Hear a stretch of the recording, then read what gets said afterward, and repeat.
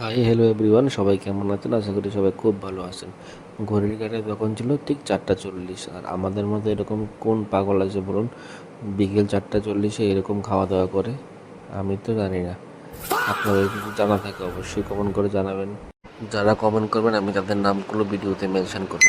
তারপরের দিন সকালে ঘড়ির কাঁটা যখন ছিল সকাল 8টা, আমি ডিউটি থেকে এসেই দেখছি বউ তৈরি করে নিচ্ছিল লেমন রাইস, যেটা আমাদের ব্যাঙ্গালোরে অনেক ফেমাস ছিল। আমরা যখন উচ্চশিক্ষার জন্য পড়াশোনা করার লক্ষ্যে আমরা ব্যাঙ্গালোরে ছিলাম, তো ওই সময় আমাদের এই খাবারটা খুবই জনপ্রিয় ছিল। তো বউকে কালকে থেকেই বলছিলাম একটু লেমন রাইস তৈরি করার জন্য।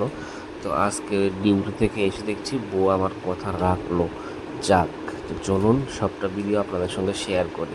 কথা বলতে না বলতেই দেখতে পাচ্ছি আরেক দিকের গ্যাসের ওভেন দিয়ে তৈরি হয়ে যাচ্ছিল গুদক শুটকি মাছ দিয়ে, আর এখানে তৈরি করে নিয়ে এসে লেমন রাইস। আর লেমন রাইসের সাথে তো আমার কিছুই দরকার হয় না।